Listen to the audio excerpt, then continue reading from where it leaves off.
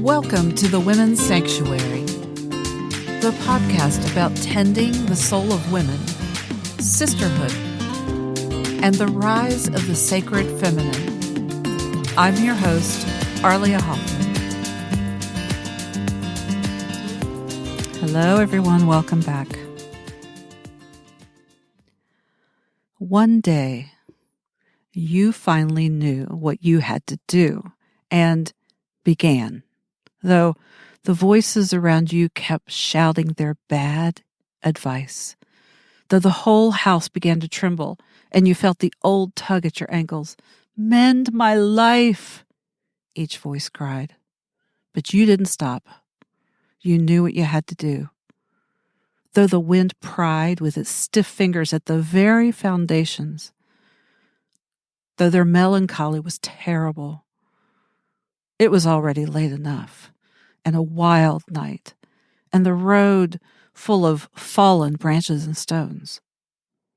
But little by little, as you left their voices behind, the stars began to burn through the sheets of clouds, and there was a new voice which you slowly recognized as your own, that kept you company as you strode deeper and deeper into the world, determined to do the only thing you could do, determined to save the only life you could save. By Mary Oliver.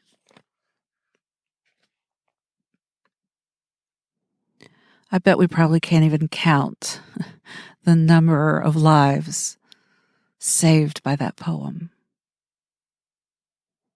I know it has upheld me many a day and many a night. Today I want to share with you more of my story. In the last episode, we talked about the tumultuous end to my own marriage. And I was thrust into this very dark tunnel of my own awakening. And that happens for all women, regardless of who initiates a divorce. Even if it's not your choice, it does become a life-changing event, and you have to become a new person because of it. You're forced into examining the assumptions and the habits of your life. The opportunity becomes, can you awaken what's real inside of you? Examine it and decide again who you are and begin to discover who you are. You know, the definition of insanity is doing the same thing over and over again and expecting a different result. Loyalty to a toxic relationship is also insanity. But I did it. We all do it. Well, maybe some of us do it. Maybe not all of us do it. But a lot of us do it to be safe, to be comfortable, for the known, for the promise of comfort now instead of the risk of the unknown. I wrote this in my journal about a year after leaving.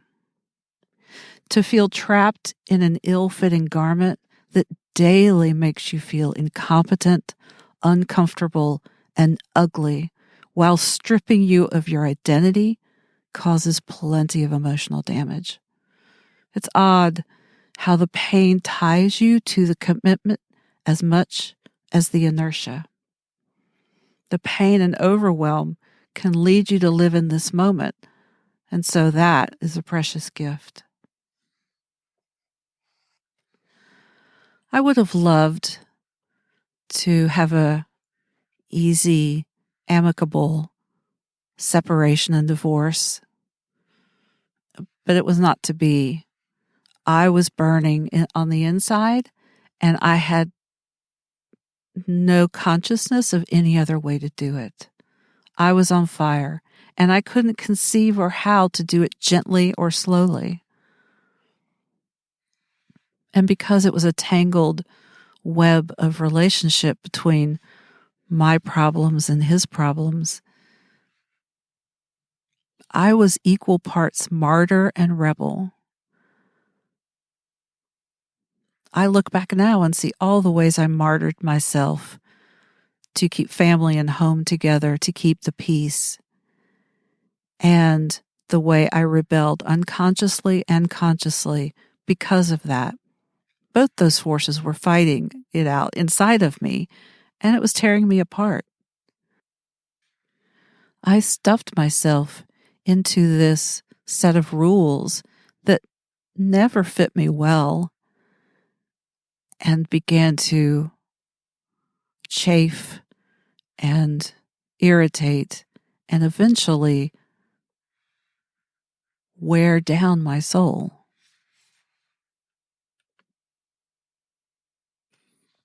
A year out from the divorce, I still had a fire raging inside. And eventually I learned how to build a relationship to that fire, to watch it, to listen to it, to begin to understand what it was telling me. Treating it as the creative source that it was. It was my own fire burning within me, telling me that something had to change. I had to learn to build a bridge to it because it was part of me and to begin to explore it. I also began to work with the idea of forgiveness. And one of the things that really helped me was that saying, which I can't really attribute it to anyone because there's so much debate about who said it. Forgiveness means giving up all hope for a better past. So I had to slowly give up the hope that my relationship could have been any different or that it could ever be retrieved. I remember the first summer, so that would have been 3 or 4 months after the divorce, I took my girls to the beach. And we saw walking on the beach a family of 4, husband, wife, 2 kids. And they looked really happy. And it absolutely devastated me because I was full of shame and self-judgment. How come I couldn't do that? How come I couldn't be the successful wife and mother? That's what the shame was telling me. Look at what you couldn't do. You couldn't hold it together. Oh, that voice is so, so mean. And so I lost it. I lost it right there on the beach. And my daughter looked at me and she said, "What's going on?" And I told her. And I think I was honest with her because it was important for her to know that it wasn't easy for me. It wasn't a walk in the park. I had wanted a relationship to work, and I had worked really hard at it to the expense of my own soul. One of the ways the fire expressed itself in me was photography, creativity, writing, a lot of writing, poetry, and sex. Absolutely a lot of sex. It was one thing that my body and my ego and my psyche needed to feel the desire, needed to feel desired, needed to experience that. And it was important for me to feel, own, and reclaim my own agency, my choice, my femininity, my whole persona. I had to rebuild that. And I noticed that in the course of dating and talking with men and other women, that their mirroring of me helped me rebuild. You know, I would gauge what they would say based on, is that something I feel is true for me or isn't true for me? And began to rebuild my sense of beauty and worthiness. And,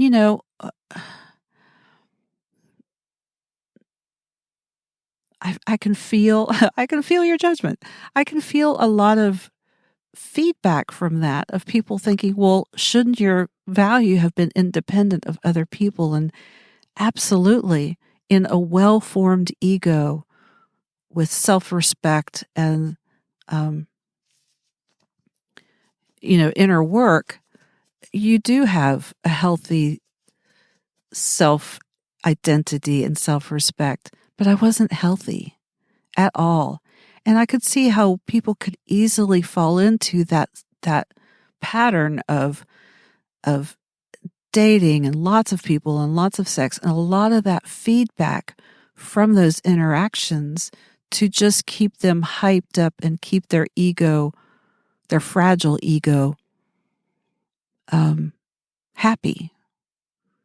Right? It's like candy. It's like going to the candy store and buying lots of candy. It's so yummy. It tastes so good. And it's a temporary high. And I knew it was temporary. I knew I had to do the deeper work. And at the very same time, I was doing a lot of reading, a lot of psychology, a lot of Clarissa Pinkola Estes. Eat, Pray, Love came out about that time. And then also Dance of the Dissonant Daughter by Sue Monk Kidd, another woman who had been raised as a Christian, and her experience was very different from mine.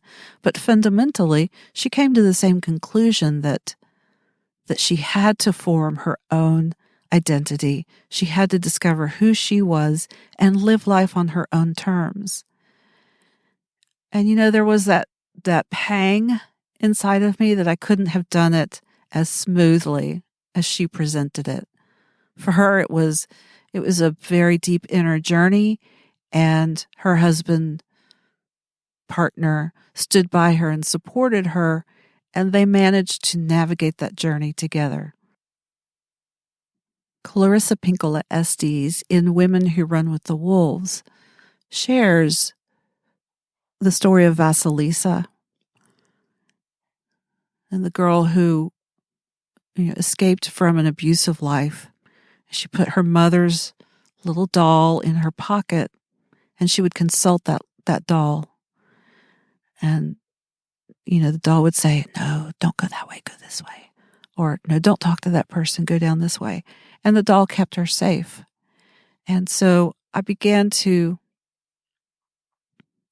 listen to that little voice inside of me, to understand through the fairy tales what I had been through and what needed to be healed and transformed inside of me. About that time, I also found an excellent therapist. And I'm here to tell you, that was not part of my history.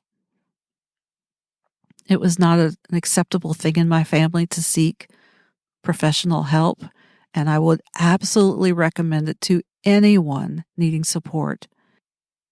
It is amazing what a different perspective will do for you. Now, just like in dating, it's got to be a good match, right? You don't want somebody's voice in your ear who is not respectful of your process, who doesn't witness you, who doesn't sit with you and support you and cheer you on, but also speak truth to you with love. But I found it. I remember the day I walked into her office. I was a train wreck.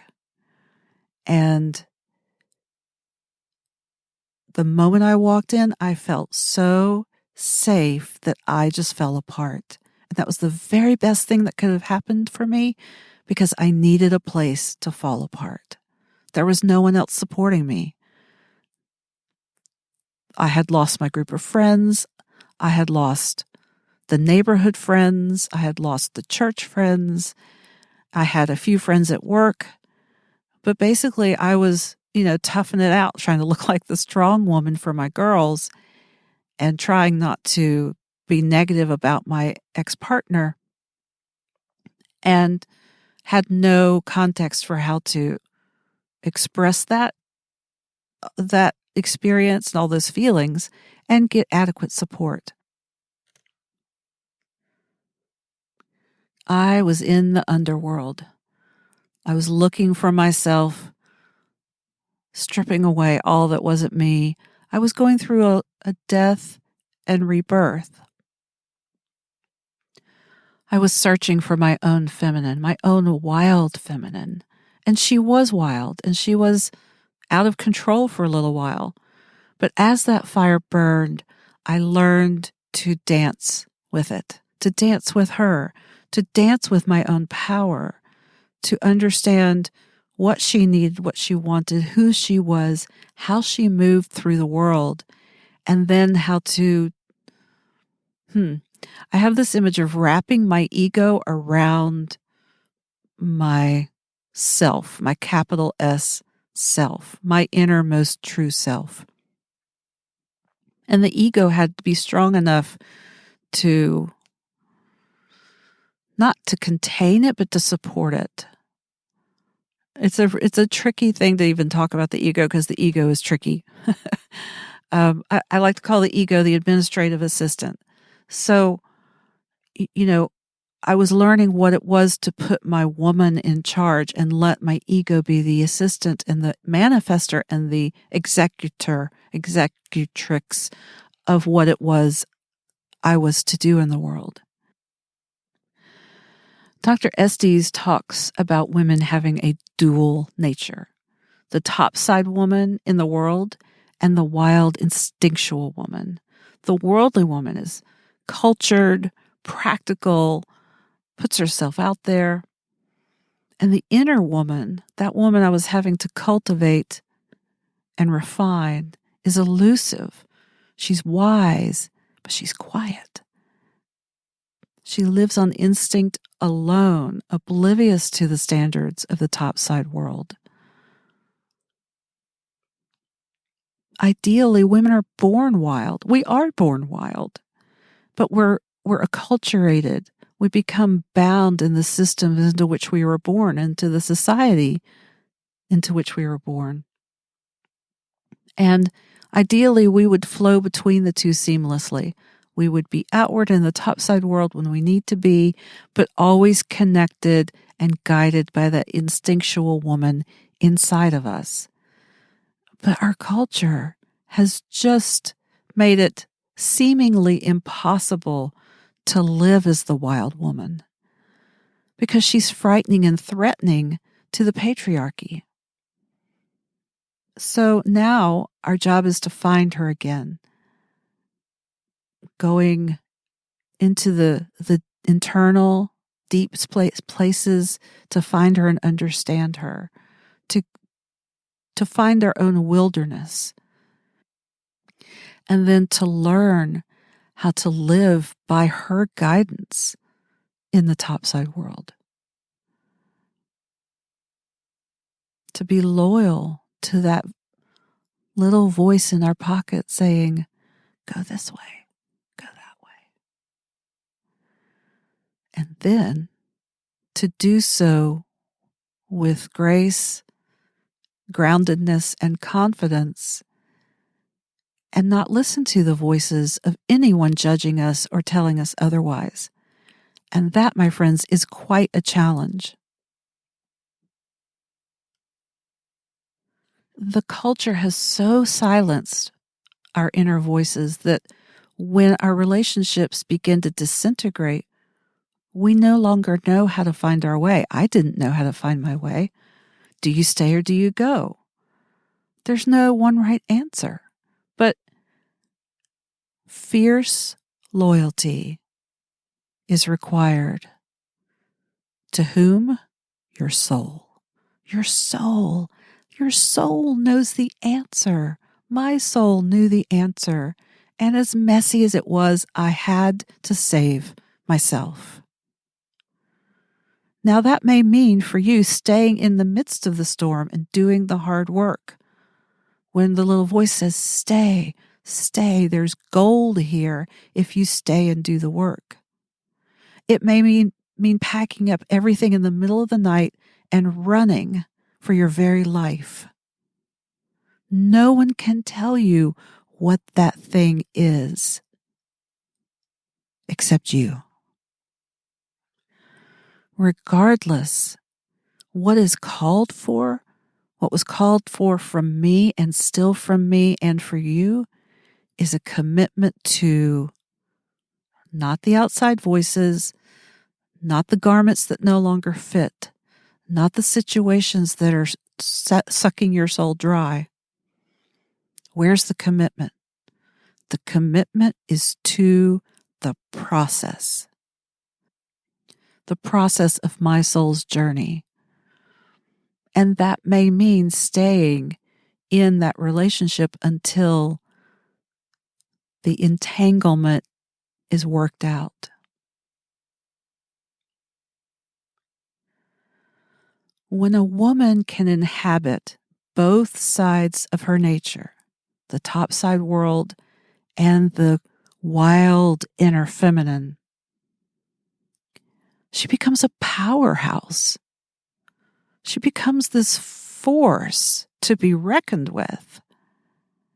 Then, when she listens to that still small voice, that becomes the golden thread that she uses to weave her life, to create her life. She listens to that voice, and those dreams become reality in the topside world. Any woman that you admire, I would bet, has learned that process. Personally, it was a tough road, and it's still work. Listening to my inner voice and not the outside voices. Somehow, in my darkest moments, I had enough of that still small voice. I knew enough to stay scrappy, to stay alive, to find a way to figure it out. I basically left the house. A friend put me up for several days. Within a week, I had an apartment and a car. I'm not exactly sure how all that happened, but it did. And from then on, despite the pain, the freedom was exhilarating to make my own decisions, to determine my own path. That voice began to lead me into the resources I needed, into finding my therapist and healing books and new friends and spiritual work. I learned how to stand up in the woman that I am, to own her, claim her, love her. I learned how to dance with that fire, how to forgive myself, and how to forgive others.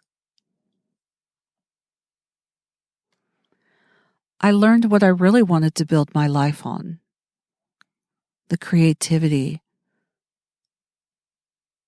intellectual pursuits, the joy of living, the things that made my heart happy. I found my own wild inner feminine, and I learned to stand in her as myself. That's the definition of the word virgin. I owned myself. Regardless of who came and went in my life, I was me, I had me, I loved myself, and I stood in my own autonomy, my own authority, with love for myself and my own path. Life isn't easy. I don't think anyone could claim it's easy, even when you feel solid in your own integrity and your own agency. But the road becomes a little clearer at times. As I began to work with archetypes, I discovered Aphrodite. She was not just the goddess of love or beauty. She was the goddess of her fierce selfness, if you want to call it that. She was fiercely loyal to her own soul. She trusted herself and so made her own decisions, regardless of what people around her thought. This type of commitment to the inner wild feminine is interestingly the same type of commitment mentioned by a 17th century monk in this little book called The Sacrament of the Present Moment. I'll link it in the show notes. Jean-Pierre de Caussade. He was teaching nuns in the monastery, and what he taught them was not what you would have imagined. It wasn't obey the church without fail. It was to listen to the voice of Jesus within yourself without fail. To always, always be attentive to that inner voice, regardless of the outer voices. And that was revolutionary within his context. Not only that, but his whole premise is that their inner relationship with Jesus was the sacrament of the present moment. It was the holiness, the holy ritual of each and every moment. And that listening to your inner compass in each moment was holy. It was a sacrament. That was the sacrament of living righteously, of living beautifully, of living in love. I hope you can feel this sense of inner alignment, because when you find that alignment of, ooh, this is my compass, this is who I am, this is what guides me, whether it's a God or a Buddha or an archetype or your higher self, that doesn't matter. Once you find the voice, you listen. And when you listen and you put that voice above all others, that's when life truly gets magical. And that, my friends, to me is what we're after, that magic of being here and being fully us. I was not fully me. I'm not even sure how much of me I was. I was not fully me, and now I am. And when I tap into my own fullness, into this present moment, into the sacrament of this moment in my soul, that is my source of joy, my power, my meanness, the fullness of that which I am. God said, I am that I am. We are. It's our isness that is our eternal selves. And so being right here, right now, listening to that inner voice, that inner compass, that's the bomb. That's it. That's what I'm here for. Because that voice leads me into joy and my own inner wildness and my creativity and my love and my connection with the natural world, my love connection with all the people in my life, and this overflowing wellspring of life within me. It's real and it's accessible.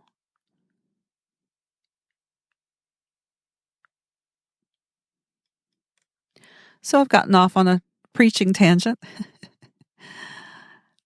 And that's what happens when I get that connected with my true self, because it is my joy.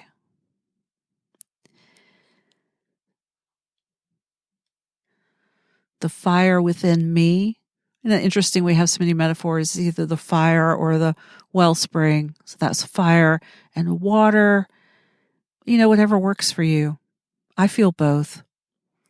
I feel this river of life within me, and also this fire that burns through me. It doesn't consume me anymore. It burns through me into living my life.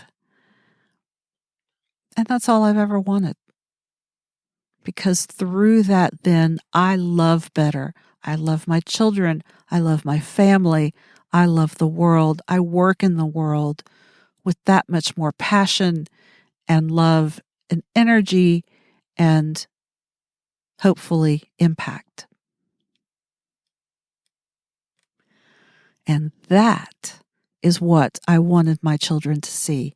That's the kind of mother I wanted them to have.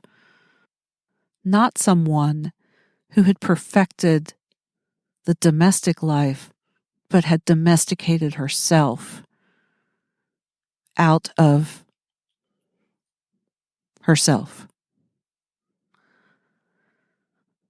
I wanted them to have a real, live, wild, feminine woman blazing the way for them to be whoever they want to be. And I can say now, all these years later, that's what's happened. They are both independent women with their own lives, and they feel confident to be themselves and live according to whatever rules work for them. I wish I could say life was easy, or that I have all the answers now. I wish I could say that. But here I am. It still gets messy at times. I still have lots of life lessons about how to stand up in my own power and my own authority. And yet, for the most part, I have the roadmap. Like, I know what to do to continue to get back to my truth.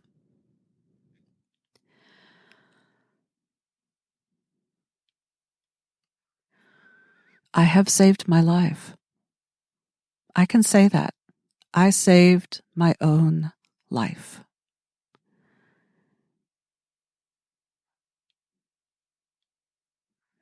I found my inner voice and I listened to her. And the more I listen, the better I can hear, and the stronger she gets, and the more aligned I am with her.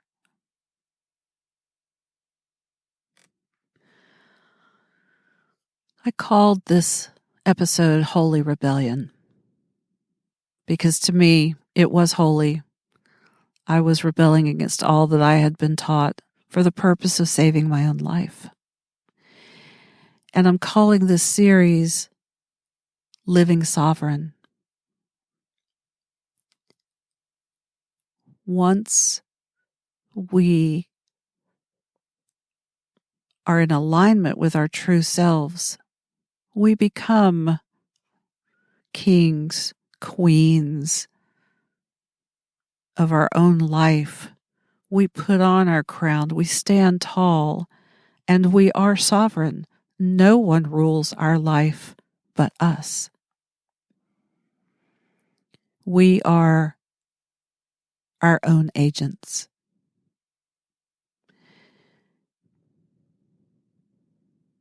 And that was where I was headed. That was what I wanted. I wanted to know who I was, to stand up in that integrity of my own agency and rule my own life.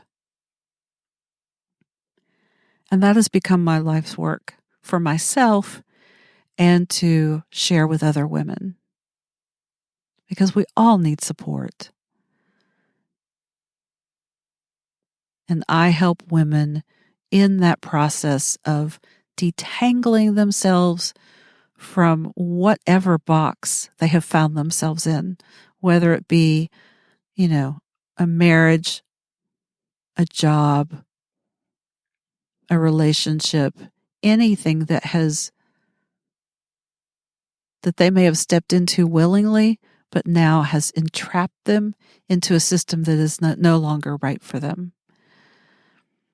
And what I discovered when I got divorced was that there wasn't enough acknowledgement and support for the women in that process, in the underworld, stripping off all the layers and returning to their essence. So I hope you'll join me for the next episode of Living Sovereign, and I will be talking about spiritual work and archetypes and the ways in which women can learn to be sovereign and the tools that support us in that. Thank you so much for being here. I'm Arlia Hoffman, and I hope you will join us next time here on the Women's Sanctuary.